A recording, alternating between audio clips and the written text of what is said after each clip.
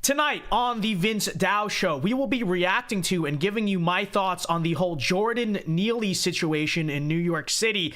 It might be a Summer of Love 2.0. We'll give you all the details and react to it all. Also, Matt Walsh in drama with the quartering yet again.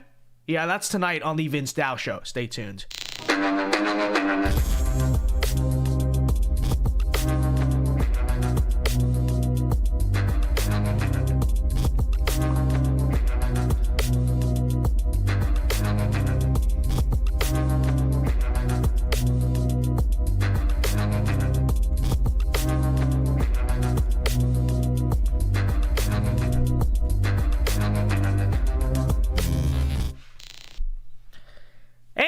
We are live tonight from the great state of Florida. Welcome everyone to the Vince Dao Show. I am your galaxy-brained host, per the Rolling Stone, Vince Dao. And before we begin, everyone be sure to leave a like right now on the stream and subscribe if you are new. And if you are new, just to let you know, we do this show live every Monday through Friday here on the channel at 8 p.m. Eastern time. So if this is your first time joining us, welcome. Glad to see you here. Hope we can retain you. Hope you come on back anytime. Well, you're welcome anytime. We are currently at 14 likes.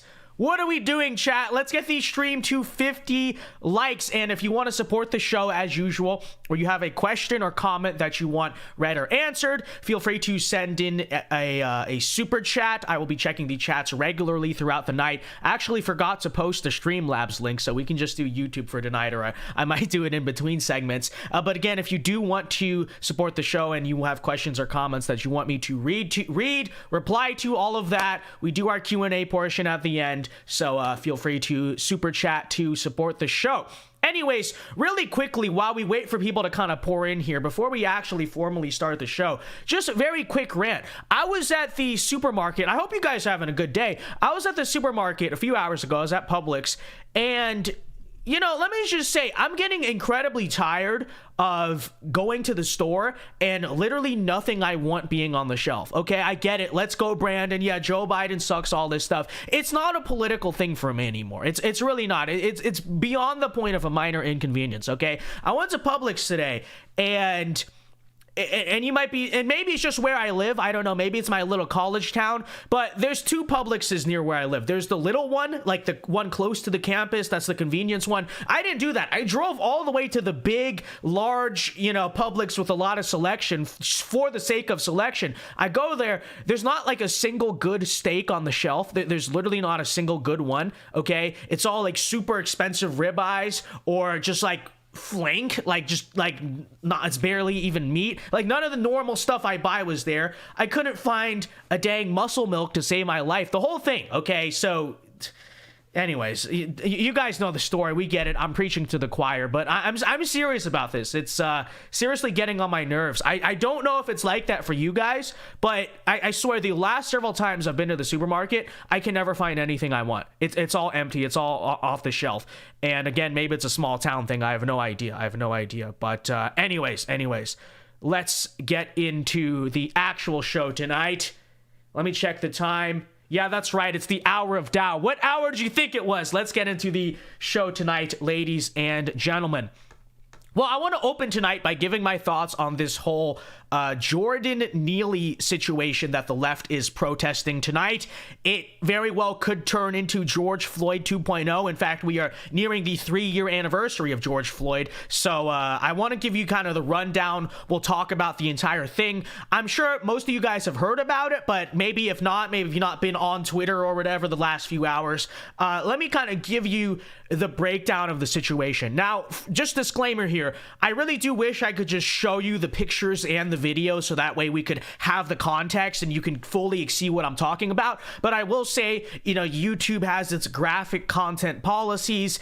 I'm just going to avoid just taking the chance there altogether. I mean, you can see it for yourself. I'm sure many of you have seen it or you will see it, but I will just do my best to try to describe it all to you.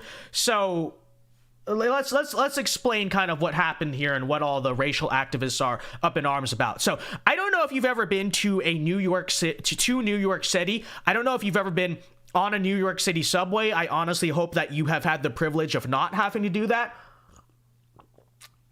But if you have, I have, and I'm sure many of you have, you will know that crazy, drugged up homeless people constantly screaming and threatening people is a very common occurrence, right? On the New York City subway. I have witnessed it. I even have friends who have lived in New York who have had close encounters with the razor blading thing. And that's basically this practice where people will slash your face with a razor blade before the train stops. Usually they'll take the person. This is a real thing in New York City. Again, maybe you've never heard about this. I didn't hear about this until I heard from some locals about it. Basically, what these people will do is they'll pick the person sitting close to the door on the subway, and when you hit a stop and the door opens, they'll literally run up to the person, slash their face, and then just run off the subway, okay? So that's New York City. That's the New York City subway for you. So, this is, I think a lot of us know this is how it is in New York City. This is a reality of trying to take public transit in that city. So essentially what happened in this incident with Jordan Neely, I think is his name, is that one of those crazy drugged up homeless men who, by the way, I should note this. This was a guy who, again, this is the tweaker on the subway, has been arrested over 40 times, and at the time of this had an active felony warrant out for felony assault at the time for his arrest. So, obviously a very totally upstanding member of society. I'm sure he was on his way to medical school, right before that. He was certainly a future doctor and engineer, right? He was a good kid, right? He was a good kid. Anyways, so essentially what happened here in this incident is this tweaked out homeless guy who, again, let me say that again, arrested over 40 times, exactly 41 times in his life, had an active warrant out for felony assault. He was on the subway doing what a lot of people do on the subway in New York City, which is screaming at people, violently threatening people. And while he's violently threatening to hurt people on the subway, this white dude, which you might say, Vince, why are you even pointing out the races? Well, I have to point out the races because that this is going to be used against him, and that's a big part of the left-wing narrative here, which is why I have to bring it up, okay? It's making headlines here that a white dude did it to a black dude. That's why I have to point it out.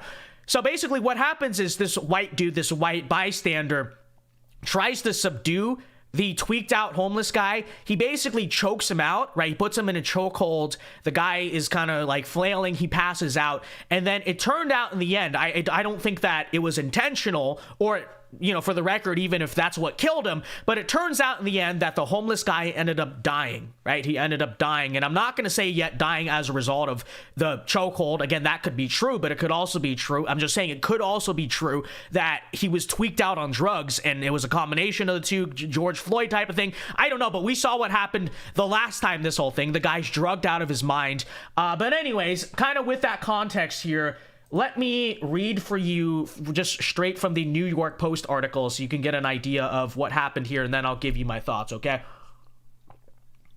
So here we go.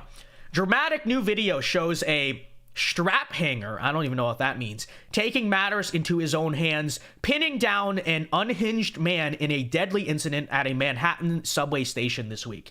The 24-year-old passenger stepped in after the vagrant, so this is the tweaked out homeless guy, identified by sources as Jordan Neely, who was 30, began going on an aggressive rant in northbound F train Monday afternoon, according to police and a witness who took the video.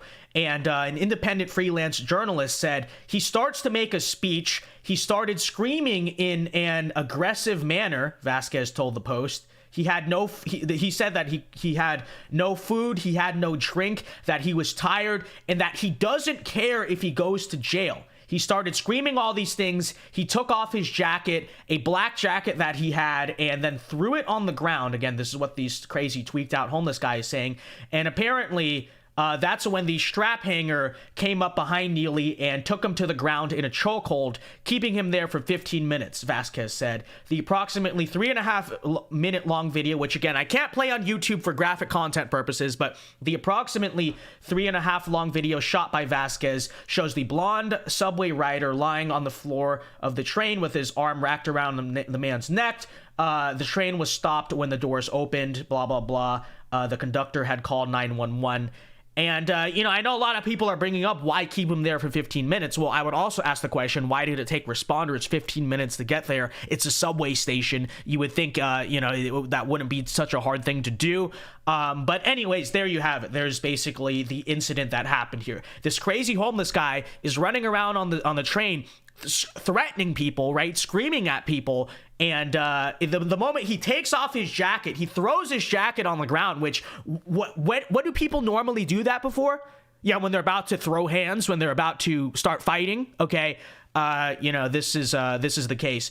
And I'm not going to scroll further down in the article because, again, graphic content, but the reason why, in case you're curious, even in New York City, which you could imagine, right? We know how it is there. Even in New York City, they have yet to actually charge the so-called strap hanger with anything because they're doing an autopsy to examine whether or not the chokehold is even actually the reason why he died. Because like we said, drugs were involved. So just as a matter of just fact and a statement of fact, we don't know for yet if the chokehold even is in the end what killed him. But anyways, there's the story. Okay, there's the facts kind of the story. Now, as you could imagine, the left is incredibly up in arms over this. They are protesting tonight. Who knows? We may see another summer of love. But here's my thing. Okay, here's my thing on this entire situation. First off, on the incident itself, on kind of what went down here, I'm gonna be honest. Okay, attack me, whatever. I really have, principally, morally speaking, very little to nothing wrong with what the vigilante here actually did. Because you know what that is to me?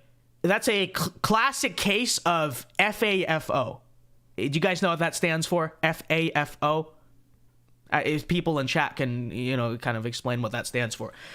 Now, the problem, though, is that our justice system obviously does not see it that way, which is why I would say vigilanteism in this case, while it I think is a noble thing to do, perhaps, or the morally right thing to do, it is discouraged by the justice system in the 21st century. We'll talk about that in a second. But principally speaking, let me just say again, if you're going around on a train violently threatening innocent people, again, to me, it's sort of an F around and find out situation, right? To me, especially when you're throwing down your jacket and saying all these violent things, I largely think in many ways that constitutes a situation of self-defense, okay? And I know that what the tweaker did in this situation is considered normal in New York City, okay? I saw a lot of liberals coping about that, saying, oh, this is normal. It happens all the time. Yeah, it happens all the time that violent, cracked out homeless people threaten people on subways in New York City. Therefore, the vigilante here is wrong for, taking it seriously and doing what he did. I mean, sure, to an extent, it is true that in your garbage S-hole city, crazy homeless people do indeed, right, violently threaten subway goers all the time. But how is that an excuse? Oh, it happens a lot. It happens all the time. Therefore, this crazy, psychotic, violent person's threats should not be taken seriously? He shouldn't have taken those threats seriously? Is that what the, people making excuses are really saying here?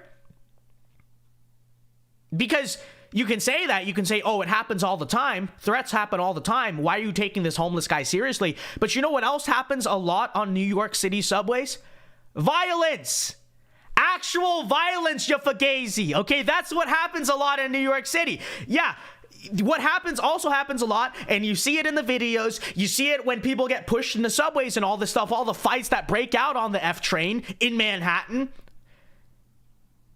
What happens a lot is the violent threats spoken oftentimes by these tweaked out homeless people become actual violence. Okay? And so in this case, here you have again, let me reiterate this guy, Jordan Neely. You have a guy here who was a psychopath who's been arrested 41 times in his life. Okay, this guy's been arrested 41 times in his life. And not just that, oh, he's changed. He's changed. On the 42nd time, he's now changed. No, the guy had an active warrant out for felony assault. So you mean to tell me that if this guy, a violent felon, wanted for assault, while obviously on drugs, starts to violently threaten an entire subway of passengers. You mean to tell me that that should not be taken seriously? That should not be viewed as an imminent threat? Absolutely ridiculous. No, yes, it should be viewed as an imminent threat, right? Yes, you should assume that a drugged up guy threatening violence, actively threatening violence, saying he's going to commit violence is about to become violent, especially when he takes off his jacket and throws it on the ground, okay? Now, in fairness, what I will say is that what the vigilante did do is in some ways, you know, while it is heroic, right? He got that entire subway out of danger. Who knows, he may have saved lives. Is it true that vigilanteism is not necessarily the smartest thing to do in modern America? Yes, right? Not because it's inherently wrong. It's not. In fact, you could argue that it's inherently right. It's principally right. But the issue is that the entire justice system does not allow for it, right? If you step up and defend yourself, much less defend others, we all know that you are going to be labeled the bad guy. And that is what I'll say in this case. That is unfortunately true. It's New York City. It's Manhattan. Okay. You know that Alvin Bragg is going to make sure this guy is locked up. They're certainly going to be out to get this guy. And it doesn't help that there's a racial component to it. It doesn't help that there's so much social pressure. I can virtually guarantee you that if the left does end up going protesting and presumably starts rioting and doing whatever, yeah, you know, I certainly pray for this man. But, and again, I don't think what he did in itself was wrong, but I think that given our current justice system, and again, I don't think it should be that way, but really the only option that you have realistically, according to the justice system, is to retreat at all costs. And since he didn't do that, and since he tried to actually step in and be a hero, you know, we know how it is. We know that there's a system of anarcho-tyranny. Being a hero gets you in trouble. On one hand, the cops won't actually step up. On one hand, they'll make the city incredibly dangerous. And, you know, the politicians will do nothing to actually lock up criminals. But as we know, on the other hand, if you actually step up and try to defend yourself or try to defend others, we know it's probably going to happen. So I'm not very optimistic about what the outcome will be of this case. But that's just my personal take on it. Regardless, it doesn't really matter though, right? Because again, you know, as much as I can say, well, just from a justice system perspective, it's what's done is done, right? It's now time to focus on what will happen to this guy, and what will happen, although it's not happened yet, is that he will likely get charged, and New York City is going to do everything it can to try to take this guy down, all of that. And, you know, I obviously cannot stand for that. I will not stand for that. Again, what this guy did, you know, we know. So with that said, let's get into the left-wing response to all of this. You know, I kind of gave you my thoughts on it. Well, let's see what the opponents are saying about this. Anyways, really quickly though, before we get into Tariq Nasheed, okay, we got to read Tariq Nasheed's tweet and give you my thoughts. I got to check these super chats really quickly. So really quickly here, if you want to support the show, you got questions or comments on this situation or on anything that you want read and answered, feel free to send them in via the super chats, and I will read them right now. Before we get on to the rest of this here, Mr. Iceland for 300 ISK says, get Good Rancher. You know, I really should. If you guys don't know what Good Rancher is, that's like a service that delivers meat right to your door. I really should do that. You're absolutely right. I really should do that. I don't know why I have not. But you know, and I'm not sponsored by Good Rancher, but maybe I should look into it. Maybe it's a genuinely good relationship perhaps we should pursue, because, you know, I eat mostly red meat, at least when I'm being good. When I'm being good about my diet, I eat only red meat for the most part. And, you know, Good Rancher, natural, organic. We gotta talk, okay? Good Ranchers, let's talk. Thank you for the advice. I might actually follow up on that. And thank you for the Icelandic dollars. Zachary for $5, thank you very much, says, sorry I'm late. You don't have to apologize. You are a viewer on the channel. It's all good. But for $5, thank you very much. God bless you, says, had to call a legal firm to help plan a case for my job's right to carry infringement. Well, thank you for the $5, Zachary, and good luck in your legal case. If you guys don't know, Zachary, he works as a truck driver, I believe, right? correct me if I'm wrong there, Zachary, but he's currently, our boy Zach is in a lawsuit right now, or not in a lawsuit, but he's trying to get the right to conceal carry at work on the job. So, you know, everyone pray for him. Show him some support for sure. And let me post the Streamlabs link here really quickly in the chat. And then let's read one more super chat, and then we'll continue on here with the show. But give me a second. Let me just pin that comment. All right, there we go. If you guys want to donate to the Streamlabs link, again, we keep more of that revenue. It is there. But anyways, Burgundy Blue for $10. Thank you very much, says Vince. The stream is very interesting, I think you mean, especially as someone from DC/New York City. What do you think of the idea of urban power? Liberal cities only seem to gain power in culture and influence every year, despite their decay. Thank you for the $10, Burgundy Blue. So here's my thing. Some people on the right say, get out of cities. You got to get out of the cities. I kind of followed that advice personally, but a lot of people on the right say that. Some people say, no, it is your moral responsibility to never leave the city because that's retreatism, whatever it is.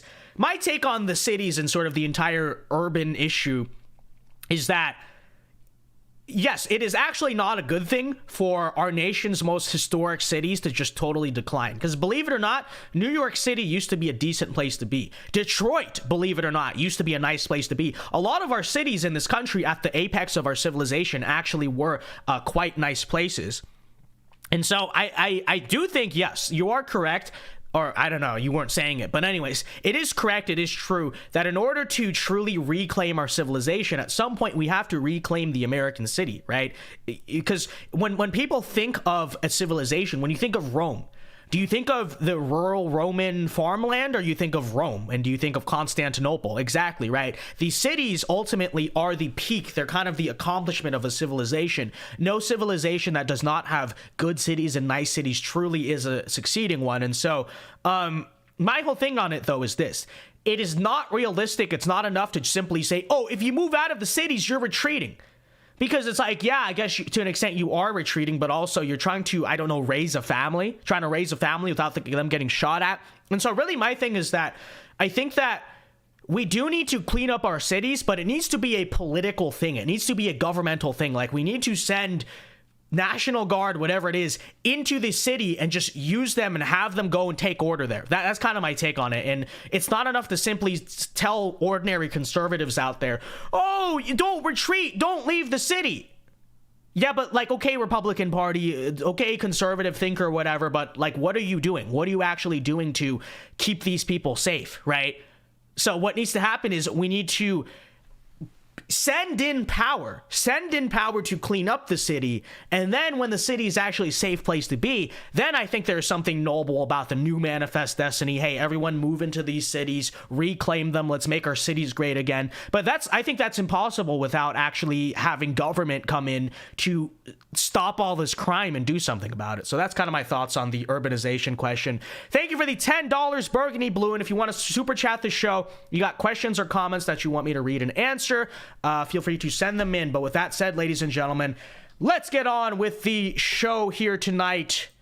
Let me go to the dashboard really quickly. Okay, let's get on with the show here tonight. I want to talk about Tariq Nasheed and the left-wing response regarding all of this. So let's get right into that while I take this sip of water. Sorry I'm sipping so much water. I just ate, and it had a lot of sodium, okay? There's a lot of sodium, so I'm very thirsty. Okay, anyways, I'm making it weird. Okay, anyways, getting on here with the show. All right, so with all that said, check out how the infamous black supremacist Tariq Nasheed is framing this entire Jordan Neely situation. Here you go. Quote, an innocent black man with a history of mental illness named Jordan Neely. Okay, so we just read it on stream chat, but let's kind of refresh our memories here for a second. The innocent black man with a history of mental illness named Jordan Neely is a man who, again, has been arrested in his life 41 times.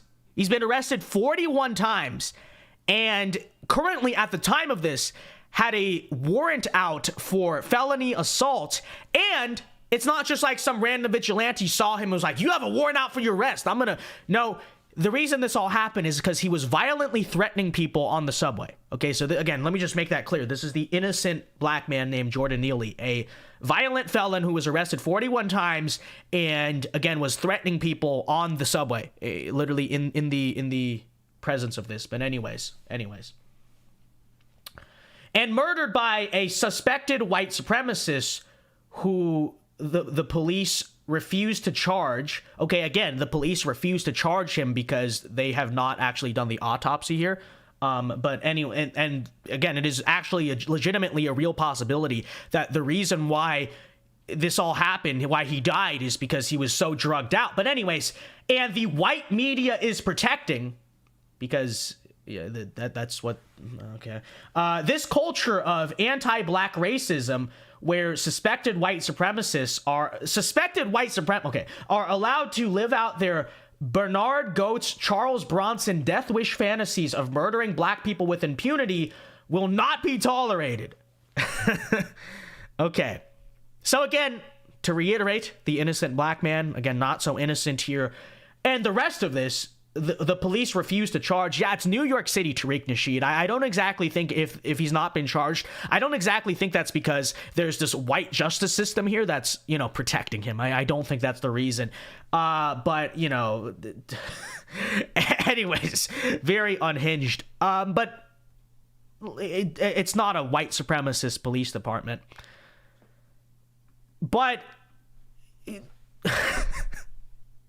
we have all these leftists, as you can imagine, coming at me and coming at everyone on social media as in response to all of this, saying stuff like this and saying stuff like, well, yeah, I mean, he was a violent felon, but that doesn't give this guy the authority to be the judge and jury. And, you know, this part aside, besides people accusing him without any evidence of being a white supremacist and claiming that the entire thing was racially motivated, which I think it is very obvious, even if you want to say it was not justified, it was very obvious that this had nothing to do actually with race. You know, I think if anything, the guy saw a crazy cracked out homeless man and was like, wow, that's a crazy cracked out homeless man threatening violence. I better do something.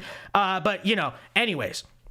You have all these people saying stuff like this, he's innocent. Or, you know, some people have been replying to me on Twitter saying stuff like, yeah, the guy is a violent felon, but he shouldn't have gotten involved. He shouldn't have been the judge and the jury. Like, who cares that he's a 41-time arrestee? You know, this random guy is not the jury. I mean, again, perhaps that's true, but this ignores the fact that he was, let me reiterate this, running around the subway threatening people. Okay? That's sort of the reason here. But according to them, this is their standard. If a violent, drugged up felon is threatening you in public, apparently, like I said, you should not view that threat as imminent and dangerous. Apparently, you should just basically assume that, yes, this violent, cracked out homeless guy who's been arrested 41 times and is actively wanted for assault, you know, is threatening me on the subway. But yeah, nothing's gonna happen. Bro, this happens in New York all the time. Well, okay, fine. You know what? If that's what you think, if that's what your moral standard is to the activists, then let me give you a little thought exercise here, okay? I'm not even going to look at this and say, imagine if the roles were reversed. Let's remove that entirely. Let's remove the violent threat aspect of this entirely. Let's instead say, here's my little thought exercise. Let's say that a white guy called a black guy the N-word. So not even violent threat. Again, let's take out the fact that there's a violent threat. Let's downgrade it. Let's just say if a white guy called a black guy the N-word, and let's just say in that scenario, in response to the white guy calling the black guy the N-word, the black guy lashed out in violence and allegedly, pending autopsy, allegedly beat or choked the white guy to death. So let's say that happened. Would these activists still say, oh yeah, but it was verbal. He didn't cause violence? Would they say that? Would they be saying that if, again, a white guy called a black guy the N-word and got beat up for it and died in the process of that? Or would they actually defend the black guy and say that what he did was justified? Again, this is removing the violent threat. Again, this is just saying a racial slur. You know for a fact all of these BLM activists would say exactly what we're saying right now, right? F around and find out it's his fault. He was asking for it, all that stuff. And by the way, I'm not even saying that, but still, and, you know, make excuses if it was the case that a black guy beat a white guy to death in response, again, not even to violent threats, just simply in response to a racial slur, okay? And to all the people who, I put that out on Twitter, to all the people telling me, shut up, that's not true, that's a hypothetical scenario. Why are you talking about a hypothetical scenario? No, it's not hypothetical. This exact thing has actually happened, okay? March 9th, 2022, from the New York Times reports that a black Dunkin' Donuts employee in Florida who fatally punched a white guy for calling him the N-word received a plea deal and only ended on house arrest. Now, reading from the article here, the Tampa prosecutor said that, quote, that this holds the defendant accountable while considering the totality of the circumstances. So, in short, what that means is they excused him and let him off easy. Not because violent threats were made. Like, that's not even the excuse. Oh, yeah, he was threatening him, so he punched him in the face. This is what happened here, by the way. He punched him in the face. I don't think he meant to kill him, much like this incident. Didn't really mean to kill him, but implicitly, things happen in fights. He punched this white guy in the face, killed him. And they let him off easy simply because, oh, well, you got called a racial slur first, okay? So, let me just say, if that is okay, if that is warranting of a lightening of punishment, a mere slap on the wrist, then why are you not excusing a similar scenario where instead the black guy, again, did not call a white guy the slur? No, let's upgrade that. He was making violent, imminent threats. Like, he's actually here on the subway threatening violence. And yet, according to you guys, this white guy trying to restrain him, again, violent felon who is threatening violence on the subway, going around making violent threats on the subway, screaming them. That is not okay. That is life in jail. He's a white supremacist. He's evil, all this stuff. Explain to me the difference there. What actually is the difference there? Well, we know the answer. We know the reason why it is different. The difference is that, let's be honest about it, the difference is that in this case in New York City, the victim is black and the perpetrator is white. And in Tampa, Florida, the victim was white, the perpetrator was black. That's the difference. That's the difference. And we know this to be true. But any other excuse outside of that, and the excuses everyone is coming at me on Twitter making, no, that's hypothetical. No, it's not hypothetical. It's happened, and I'm sure it's happened more times than that. No, but he shouldn't have taken the threat seriously, because that's what tweakers just do in New York City. Again, tweakers also hurt people and kill people in New York City a lot on the subway, so, you know, just stop coming to me with these ridiculous comments about, oh, well, yeah, this violent criminal was making violent criminal threats, but the guy who tried to not even kill him, was not trying to kill him, it doesn't seem like that, just who was trying to subdue him, he's an evil white supremacist murderer for acting in response to that. So, you know, regardless, let me just say the excuses here is ridiculous, are ridiculous. The insanity here is absolutely ridiculous. And frankly, if there's one thing you can say about the entire situation, the only one thing I could see as an excuse about the situation is that because Jordan Neely was a violent psychopath, again, arrested 41 times. How do you get arrested 41 times and you're not in prison for life? I don't know. Arrested 41 times with an active warrant out for felony assault. Yes, you could make the case that he should have never been in the streets. 100% agree. But, of course, no, because Tariq Nasheed and all of his leftist friends, you know, they say he should have been on the streets because criminal justice reform is good. We know the bail policy in New York. We know that there's this entire left-wing idea that we should not lock up criminals. We know how Alvin Bragg is about that stuff. So, well, there you go. There you go. That is what happens, right? That is what happens when people like Jordan Neely, who are violent psychopaths, arrested 41 times, violent, right? When they are not institutionalized, that is what happens. Someone ends up getting hurt. And I don't mean that as a threat. I mean, I just mean that as a kind of a statement of fact. When you have people like that out on the street, inevitably, someone is going to get hurt, whether that's the victims of their violence or kind of in this case where they sort of, you know, mess with the wrong person, and he himself ends up getting hurt in this case. So just saying. All right. Anyways, with that said, that wraps up the coverage tonight. We'll get into the Matt Walsh thing in a second, but that's sort of my preliminary coverage on this whole Jordan Neely situation. If it ends up making the amount of news that it seems like it's going to make, I presume we will be talking about this extensively throughout the week, and there might be some violent protests. Hopefully not, but we'll see. Might be another summer of love. I don't know, but we'll get into the Matt Walsh quartering story here in a second. But really quickly, let me check. I know we got a few super chats here. Republican thinker for 11 Canadian dollars says, young conservatives, don't be blackpilled on. You know what? Hold on. Let's since we can do this now, why don't we text to speech these? Adds to the flair. And lets Republican thinker donated 11 Canadian dollars through Super Chat.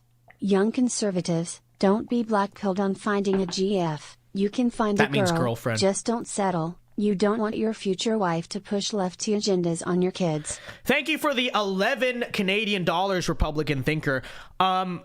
So, something I find and I notice is that it is genuinely hard to find good women, say, in college, right? I go to the University of Florida, dox myself. It's out there, fine.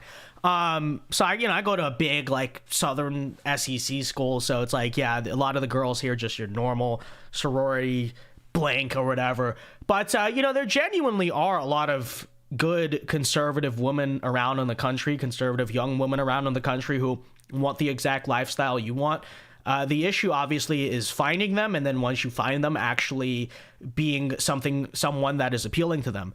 And I think the problem with a lot of the young men out there who kind of want this lifestyle is that they're either not particularly good with what, I'm not just generalizing here, sometimes this is true, where they're not particularly that good with women. They don't really bring a lot to the table that would make a woman like that, who again just wants to basically be a wife, a homemaker, that they actually find attractive, right? Because think about it. If you want your wife to be a homemaker, then who do you yourself have to be? And this is the reason why a lot of the guys who want the trad lifestyle, but they can never actually seem to like accomplish it, or the girls that out there that do want it seem to never really find them that attractive, is that it's like, you're a young dude who you want to be the provider, but you don't demonstrate any resources to provide, right? You're not financially independent. You don't show any signs of that. You don't really have any big plans. You're kind of just sitting around being a drone, right? But you want to attract a woman that you want to be your homemaker, right? Well, then where are you providing, right? And then if you want to be the head of the household, you gotta be a man of strength and someone that a woman can look at and be like, this guy, I trust this guy. I trust in his strength. I trust him as my defender, my protector, right? And I think that once you can be those things, I don't think it's particularly super hard, at least if you're in the right social circles, to find that type of woman that is attracted to that. I think it's a matter, a lot of these guys, they want the fruits of, traditional femininity and traditional masculinity without putting in the work that is necessary to sort of be that person. And so that's kind of what I would say. But thank you for the 11 Canadian Republican thinker. I appreciate it. I appreciate the donation. And if you want to send in super chats to support the show and questions or comments that you want read and answered, while we do, I'll read a few now, and then at the end of the show, as usual, we do our Q&A question segment. So if you have any questions for me, comments for me that you want read and answered, feel free to send them in. But let me check the other super chats here. Let's go. We got one from Dollar for Dollar. Dollar for Dollar donated $4.99 through Super Chat. When you say, oh my God, you're really worship gosh. And when you said, oh my gosh, you're worshiping God. Oh, your God, Bender. That's a very wise quote. Thank you for the $5. God bless you, man. Those are words of wisdom. Those are genuine words of wisdom. That is a very insightful quote indeed. But it is so true. Yes, let's get the stream to 100 likes before we get into this Matt Walsh quartering story. And again, if you want to support the show, you got questions or comments that you want me or, my secretary, Joanna, as you just heard to read on the show, feel free to send them in via the super chats, either here on YouTube or on the pinned Streamlabs link, which is integratable with PayPal. But all right, anyways, last story here. We've got some drama in the right wing for you today, which, of course, there seems to be always drama in this movement because do you get that perception as of late we're always just fighting each other? And, for the record, I'm totally for fighting each other if it's for useful things, like we're having genuinely good debates, although it just seems like nowadays it's a lot of whatever. But, it's the news. What can I say? Well, anyways, this week, today, actually, Matt Walsh and the quartering Jeremy got into this argument over video games, which ties in well because video games are an issue that we talked about, I believe, on Monday night's show. But it all started here, folks, when Matt Walsh said the following. Let's play the clip. There is obviously nothing inherently wrong with video games as a medium. Okay, it's just another form of screen-based entertainment. And when it comes to our children and to ourselves too as adults, but we're just going to focus on children for now, the two things we have to take into consideration with screen-based entertainment of all kinds are, one, the messages embedded in the content, and two, the amount of time spent on the content. Now, as to the first point, I think all reasonable people understand that the screen is a very powerful messaging system. There's a reason why the corporate world spends literally billions of dollars every year marketing through the screen. They know that it's a very effective way to influence people, especially children. There are plenty of studies that prove this point if you're into that sort of thing, but you don't need a study. You're living in the study. You are the study. We live in a culture shaped by and around the screen. Go to any school and you'll find a building full of kids whose values, beliefs, priorities, tastes have been nearly completely determined by the content they spend their days ingesting through the screen. Video games are not the only example of this or even the most potent example, but they also obviously aren't an exception. They're in that category. There are all kinds of ideas and images that kids encounter in astronomically large quantities every day. Graphic violence is one category. It's not good for kids to spend an exorbitant amount of time consuming graphically violent content, even if the content is fictional and virtual and imaginary. Okay, it doesn't mean that it has no influence just because it's fictional. Among other things, it can have the effect of desensitizing their minds and their souls to violence. And the kind of casual cruelty and violence that we so often see among kids today is a pretty good evidence of this desensitization. Like, it kind of boggles my mind that anyone could hear an argument like this. Kids are being desensitized to violence. Then you hear people say, well, what do you mean? Where's your evidence of that? Where's my evidence of it? Look around you. What are you talking about? You're living in the evidence. Now, this doesn't mean that kids should never be exposed to any form of violence at all. Violence is part of the world. It's not always bad either. There's heroic violence. There's violence in defense of the innocent and so on. It's good for kids to be given examples of that kind of violence, even if the examples are sometimes fictional, even if they're cartoonish. Superheroes, for example, are, an example of... Oh, my bad. I didn't mean to do that.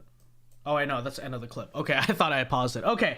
Well, anyways, there's the Matt Walsh clip. Now, I will give you my thoughts on that in a second, but I feel like it's relevant to show you what Jeremy from the quartering allegedly said in response. I don't know. At least I know it's the tweet that is inciting the drama here. He claims it wasn't meant as a dig. I don't know. Whatever. But here's what happened. Here's what happened next. The right's weird obsession with disavowing video games, anime, and social media is why they will never appeal to most of Gen Z. The base is literally dying off, and most of the voices in the community are actively refusing recruits.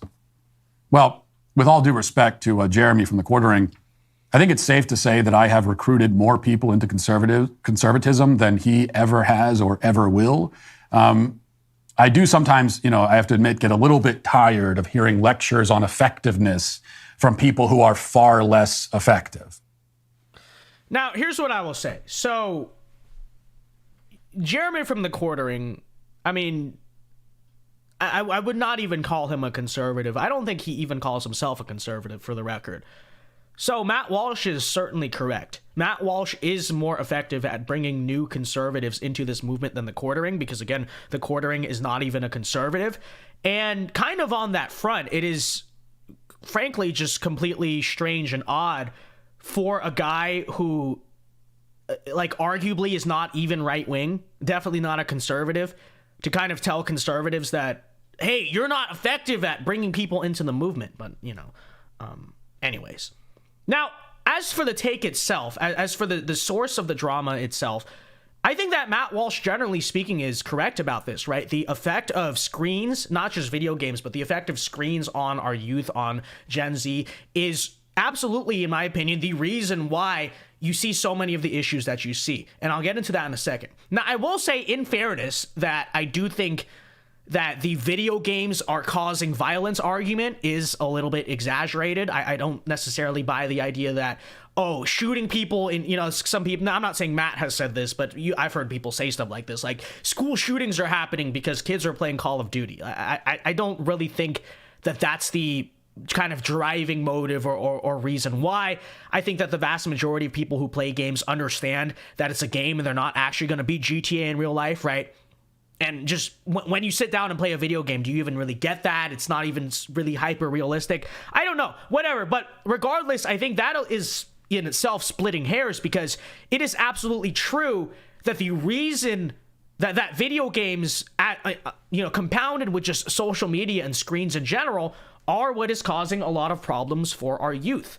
I would argue that the main reason this is true is not necessarily because of the graphic violence, for instance, in video games, but it's generally true because of the fact that young people are very addicted to them. And these screens, these things have a very addictive nature to them. Okay? So your average young person, we are addicted to our phones. We are addicted to the internet. A lot of us are addicted to video games, all that stuff. And more than anything, I think that is what is causing so many problems in our youth. And just think about it for a second. First of all, what does addiction to video games and phones and social media and just screens in general, it promotes what? It promotes antisocial behavior, right? That's why so many kids are depressed and antisocial, and also why a lot of them are violent, I would argue. And I would also say that I think the nature of being addicted and being so wired to these screens is further driving a lot of violence and anger. I mean, have you ever seen these iPad kids? You ever seen them? What happens when they don't have their iPad? What happens when they're forced to maintain an attention span without it? Immediately, they want to fight someone, right? You ever seen these like 7-year-olds? I guess there's like videos of them and stuff, which I don't know why the parents are posting it, but hey, Jimmy, you can't have their iPad. Like, that kid's ready to throw down, right? They lash out. They become violently angry. That is addict brain behavior. And, on top of that, I think, there's a big reason: social media, internet, it's making people depressed. It's warping their view of reality. So, like I said, I think even if we want to say that the causing violence argument is splitting hairs, I generally think me and Matt Walsh would agree on stuff like the fact that video games and phones and all this stuff are not good for little kids. I know Matt Walsh is a big advocate of, he doesn't let his kids grow up with that stuff. I think he's right to raise his kids without them.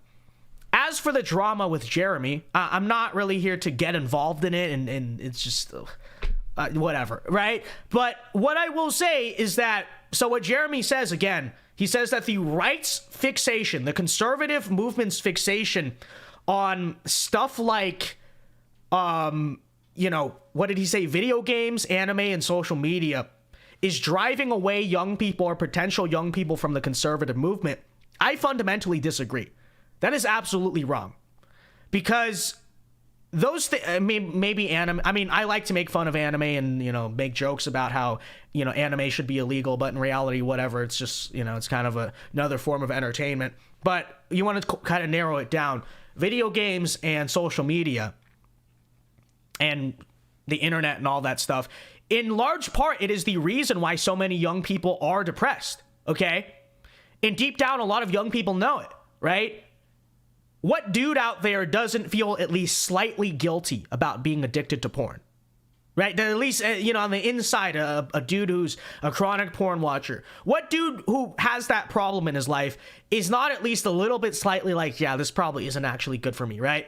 What dude out there doesn't implicitly know to some extent that they're wasting their life playing video games so much?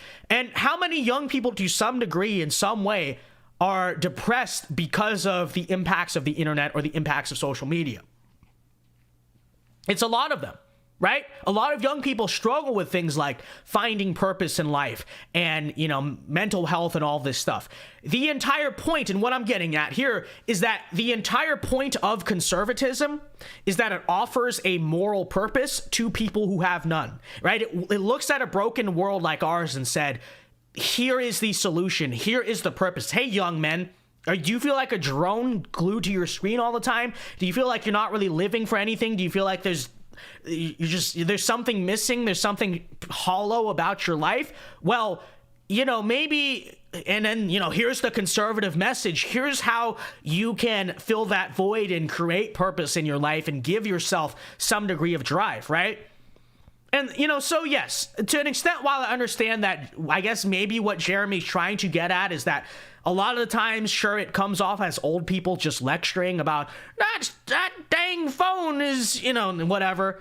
And I think we should try to avoid that if we're trying to genuinely bring people to our side. But that aside, I absolutely do think that if done correctly, the right wing absolutely needs to talk about stuff like social media and video games. And you know what? Personally, I would very much like it if they talk about anime. Not that I think it's a major issue, but that I believe it is quite funny, okay? Anime should be illegal. So true. It's not protected by the First Amendment. What's not protected by the First Amendment? Violent threats, and, obscenity, and anime. Many are saying this. But anyways, that, joking aside, it is absolutely, I think, an issue that the right wing should make a big deal out of. It's something that we do need to address. And like I said, I don't think that it is necessarily true that it is something that drives away the youth. I actually don't believe that. I think that, again, if done right, if done tactfully, if not sounding like just an old boomer screaming about, that phone, what the heck is an iPad, I think that we do need to have a genuine conversation about this stuff. I think a lot of young people would relate, hey, I am addicted to social media. Hey, it's kind of making me depressed.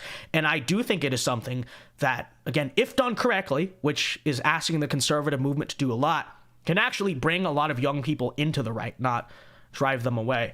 But anyways, there's my thoughts briefly on the whole drama with Jeremy and Matt Walsh. That wraps up our stories for tonight. So what time is it? It's about 8:53.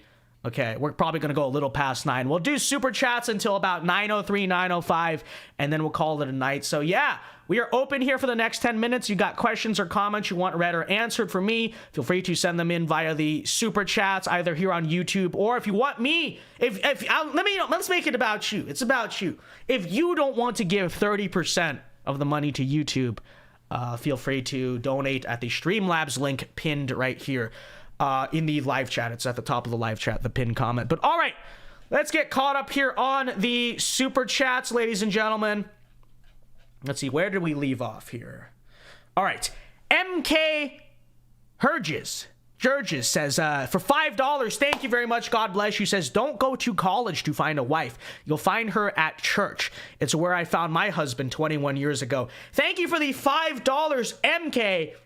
The one thing I will say, yes, that is ideal. The one thing I will say is that, see, you found it 21 years ago. I feel like that culture among youth ministry, it still exists, but it's not as common anymore, which is something to think about. A lot of churches nowadays, the young people attendance is already down, and then the youth ministry is not maybe as organized as it used to be. But I would say, yes, that is the first place you should look, absolutely, is church. And then if you can't find it directly in church, then maybe start to look elsewhere. But it is very true. Also, though, something to consider is youth group in college, right? There's a lot of Christian youth groups, no matter what college you go to, as far left as it may be, which in that case, you might get some, like, progressive Christianity, but still, regardless, there's also clubs on campus for sure. But thank you for the $5, MK. I appreciate it. God bless you. Congratulations on a happy marriage, by the way. All right. Zeb Boykin for $5 says, Jeremy and Tim are glorified article readers. Also, moderate grifting commies. Hey, I'm not here to say anything bad about Tim or Jeremy, directly. But I think that, I think that I'm probably definitely further to the right of them, is what I'll say on the issues. But thank you for the $5, Zeb. And it is true. We do get into this sometimes with them, you know. Hopefully they come over. SJ Ninja for $10. Thank you very much. Says, people point to the screens but don't point to the parents, and Jeremy is not 100% wrong.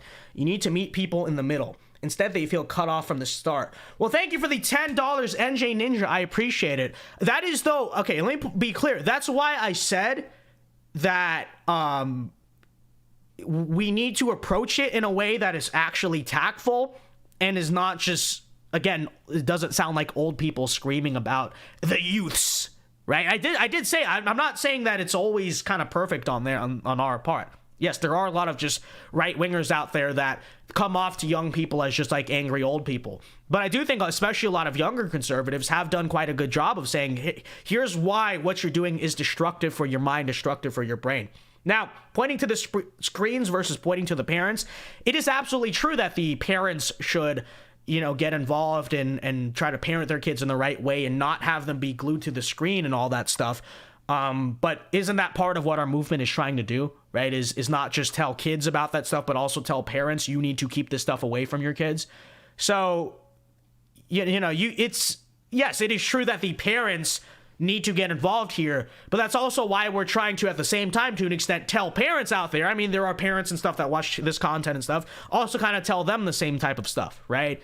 And so, regardless, we're having this dialogue, we're having this discourse. The fact of the matter is, you know, what we are ultimately saying, yes, is that parents should keep these screens out of the hands of kids, but also here's why the screens are bad. So I think the discourse goes to both. You have to talk about both screens and your job as a parent. But thank you for the $10 regardless, SJ Ninja. I appreciate it. God bless you. PC for $5. Thank you very much. Says, love your content, big guy. God bless. Thank you, PC, for the $5. I appreciate it. God bless you too. Zeb Boykin for $5. Thank you very much. Says, if you had to bet $5 where Tucker is going to end up, where would you put it on? That's an interesting question. Okay. Because I don't think he's actually going to sign with Patrick Bet David. Let me say that. I've heard some rumblings. I've heard rumblings that they're appointing him to like a director of One America News. I've heard rumblings about Newsmax. He does come from TV. Now, I have said I don't think that TV is the place he should go. I think he should come to the internet, do an internet thing. We've gone through this take before, but I've explained why I think that genuinely the internet today is more culturally influential, right? It's more culturally influential than TV, and we broke down the numbers and all that. But, you know, I've heard those rumblings, so who knows? Who honestly knows?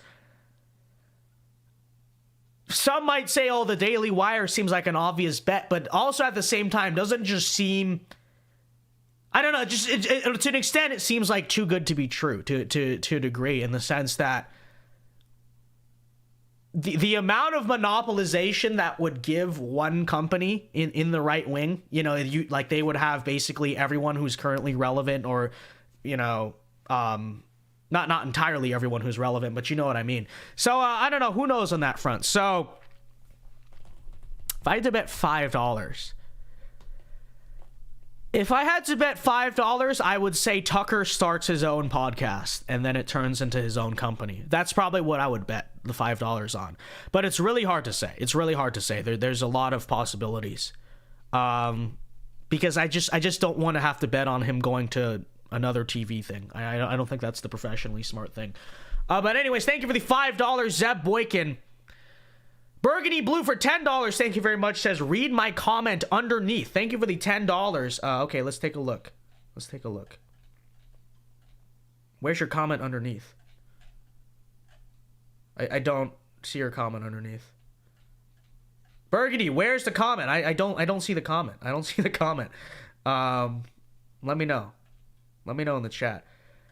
Okay, Zeb Boykin for $5. Thank you very much. Says, valuetainment seems like the most upside. It does. You know, when you think $100 million over 5 years, already a big YouTube channel, you know, work with another billionaire or multi-millionaire, whatever. But, you know, it just, that's another thing that just seems too good to be true. Like, would that actually happen? I don't, like, that would be insane, right? That would be crazy. It would be very out of left field, too. He signs with Patrick Bet-David, but, I mean, who knows? Who knows? We'll have to see. We'll have to see. Thank you for the 5. And, all right, well, like I said, we'll be streaming for about 5 or so more minutes here. At least that's the plan. So, you know, if you have, we're closing out the bar. We're closing out close out your tabs now. So any last comments or questions you want sent in the super chats, feel free to send them in now, or forever hold your peace until tomorrow night. So yeah, about 5 minutes here. Let's close out. Burgundy Blue says it's underneath the super chat, like right underneath. Well, that's not what I see on my end. My end right underneath is Tresner. I see Tresner's comment. Your comment doesn't show up for me under the super chat. Do you want to copy paste it again? Because I don't actually see it. It goes, read my comment underneath, and then it's Tresner saying, trust me, women in the church. So, honestly, no idea. No idea. Zeb Boykin for $5, thank you very much, says, if he starts his own thing, he might as well go with Pat. Pat is basically giving him the company. Thank you for the 5. Hey, I agree. I like, honestly, if I were him, I might do it. I'm just saying, it's very out of left field. It's not the predictable thing to do. I don't know if I would bet money on that being what happens. You know what I mean? But yeah, it is true. Listen. And also, it would make Valuetainment like the hottest thing on the American right. Basically out of nowhere, too.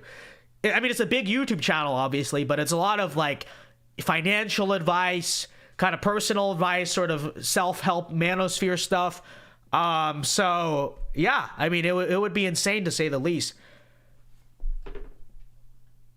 Underneath Tresner's. Okay, that's what he says.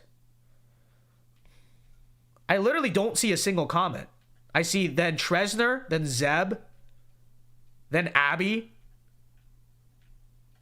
What, I literally don't see it. Where is it? Can you want to copy paste it again? Or are you trolling me? I think he's trolling me. He's like, read it underneath. He's doing a 714 thing, and it's not actually there. I could very much see that being the case. So I have no idea. Sandra Meyer for $2 says, did you get your exam results? Context being, I took 2 exams yesterday. No, I have not gotten them back. You know what's funny? College professors, I don't know why, they're so slow about grading tests. They're the slowest things ever. And like in high school, I remember I would take a test same day. The score is already in the online grade thing, okay?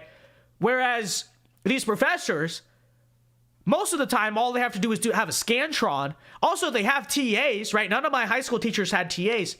And, you know, I have one, the test is online. It's literally an online test, automated grading, right? Just the system grades for you. The guy always takes like a week to post the scores. So I have no idea. But Gart says, beat it up. So true. Beat it up. Real. Burgundy Blue says, I'm being canceled. No, I literally just don't see your comment. Where is your comment? Like, I'm again speculating you just sent one in and then it's not there. I genuinely think I have to agree. I think he's trolling. Yeah, and I think he's trolling too. I think he's trolling too. Yeah, I have no idea. But anyways, about 2 or 3 minutes left here. One last thing before you go, okay? Let's have a little fun interactive game in the chat. Since I'm almost on summer break, I'm 1 day away. You guys going anywhere fun for the summer? Let me know in the chat. Okay? Anywhere fun you're going, cool vacation, okay? You can flex on the broke boys. Just kidding. I don't know. But I don't know. Let me know. I'm thinking of what I'm going to do this summer. I'm not really sure. I mean, I'll probably be at SAS, the Turning Point Conference, which is in West Palm Beach during July. So I'll be there. I'll probably go to Dallas for like a week or so to do some Blaze shows. But other than that, I don't know. I don't have any vacation planned. Should I even do one? Because, you know, when I'm on vacation, it's harder to do the show. So who knows? But let's see. Dollar for Dollar says blank. Now everyone's just saying no vacation. Wow. Nobody's got time for themselves anymore. Nuggy says, Cure concert. All right. Well, he's got a concert. That's something. I'm going to Bean It Up Resorts. I hear those are the best resorts. I hear those are the best resorts in all of Kentucky. So true. So true. You know? It's a six-star hotel in up there. You deserve a vacation. It's not about what I deserve. It's about what we have time for. So we have time for, chat. I don't know. Maybe I'll do a weekend trip. Where's a good place to do a weekend trip in Florida? Well, actually, I'll be going to LA. It's not really vacation though. It's just seeing the parents for a few days. But I'll be in LA next week, so I guess that counts. Does it count? I don't know. Does going back to your childhood home actually count? Is that vacation? I don't know. But we'll be there. We'll probably do some collabs out there in LA. But I don't know. Where's the place we can go in Florida? I mean, we could go to Fort Myers. We could drive down there, or like Miami. I still have yet to actually go to Miami. I went to like North Miami for a conference and only was in North. I have not actually seen Miami. I feel like I got to see Miami. You know, I've been in Florida for over a year. I haven't even been to Miami. I don't know. So we could go there, or Floribama. You know, up the Panhandle. We go to Pensacola. I don't know. Gotta think of something. But let's see. Any cool vacations? No, but not one person has an outstanding vacation. Okay, I feel better about the fact I'm not doing anything then. Tampa. I mean, I'm sure I'll be in Tampa at some point. All right. Well, with that said, Vince, let's fly. Yeah, we could go flying. I don't know if I trust him yet, though. You know, I don't know if do we trust dollar for dollar to fly me? I'm not sure. Cape Canaveral, yeah, that's an idea. That could be a day trip. Ew, LA is grody. It is grody, but hey, that's where I grew up. Okay, that's my hometown. That's the homeland. To live and die in LA, so true. No, I see. Every time I get back to LA, you know, I get off the plane. And I get nostalgia. I'm like, this is where you're from. This is your roots. Okay? You listen to some of the music while the plane is landing, you know. I love LA, To Live and Die in LA, California Love, you know, all those songs, Californication. And you're like, wow, I'm back. And then you get into LAX and it's a literal, it's a zoo, okay? It's just like, it's a sea of humanity. You hey, can you pick me up? Okay, it's like, see, because a lot of big airports out there, they have these, you know, different terminals, right? They have different terminals. Hey, so here's why LAX is so horrible. So if you're flying on American, let's say, that's Terminal A, you turn off here, right? So you get to the airport, it kind of diverges, right? And like Dallas Airport, it's very fast parking because it diverges all these different directions. But usually it diverges at least Terminal A, Terminal B. Right? So you drive, you kind of splinter off. LAX is one long loop. There's no like separation. So everyone, and it's a big airport, it's LA. Every single person, every single car who's has to pull in there, you're all going in the same place. And so it is a disaster. It must be, I'm serious about that, the worst airport in the country in terms of traffic. Everyone is in one long loop. Okay? So you get there and you're like, oh my gosh, this sucks. This is the worst place in the world. I'm so glad I left. You get on, you know, the 405. There's a bunch of traffic. There's just homeless people everywhere. Street vendors just destroying all the local businesses. And then, you know. So we can only do LA for a few days. I can only do LA for a few days. But yeah, that is where I'm from. That's my roots. Cali boy. Okay. But you know, we have some collabs. I have some collabs you will see planned while I'm out there. So at least that's good. That's good. Geez, what a nightmare. Yeah, you can imagine, right? You know what I'm talking. Imagine what I'm talking about. Airports are as stressful as it is. Your big city airports. Again, imagine one with no terminals, where it's all one long loop of traffic. I kid you not. On a slow day, it probably takes you like an hour just to get in and out. It's ridiculous. Dollar for $2 says just fly to Burbank if you're going to LA.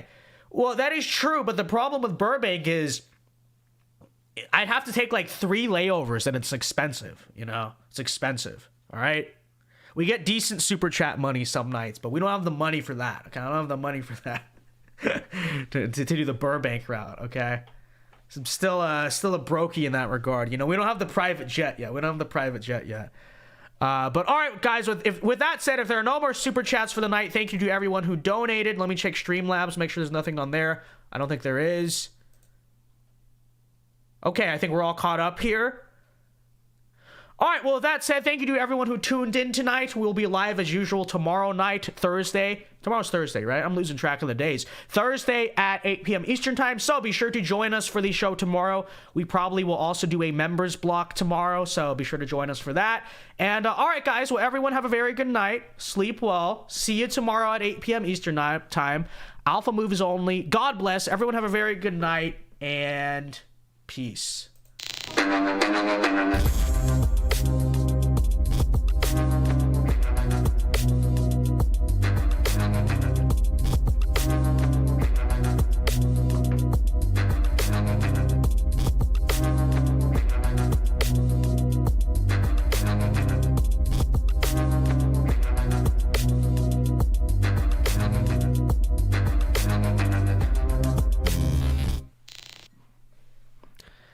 Beat it up.